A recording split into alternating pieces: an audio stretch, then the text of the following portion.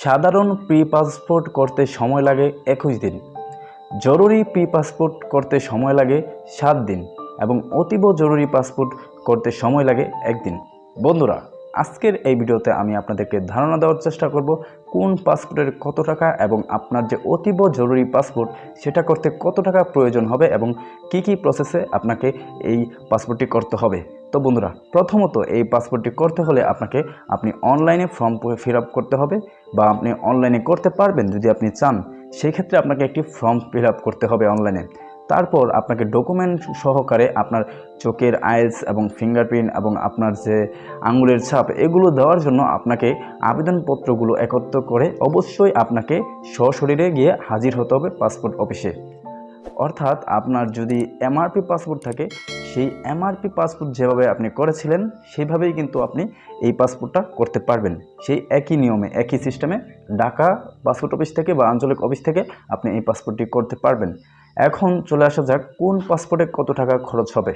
48 পৃষ্ঠার সাধারণ পাসপোর্ট করতে হলে 5 বছরের জন্য 4025 টাকা খরচ হয় এবং এটা যদি করতে চান 10 বছরের জন্য তাহলে 5750 টাকা খরচ হবে এবং জরুরি প্রি পাসপোর্ট করতে হলে 6395 টাকা খরচ হবে 5 বছরের জন্য এবং এটি যদি 10 বছরের জন্য করতে চান তাহলে 8050 টাকা খরচ হবে। অতীব জরুরি পাসপোর্ট যদি আপনি করতে চান তাহলে 5 বছরের জন্য খরচ হবে 8625 টাকা এবং 10 বছরের জন্য খরচ হবে 10350 টাকা। এখন আসা যাক 68 পৃষ্ঠার পাসপোর্টে। এতক্ষণ যেটা শুনলেন সেটা ছিল 48 পৃষ্ঠার পাসপোর্টের।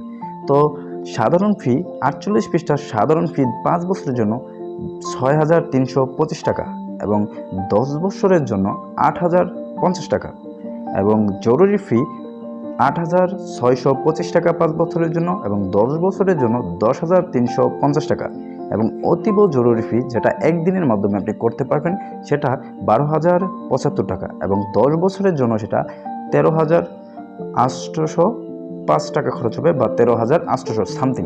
তো বন্ধুরা, আশা করি আপনারা কোন পাসপোর্টে কত টাকা খরচ হবে বিস্তারিত জানতে পেরেছেন।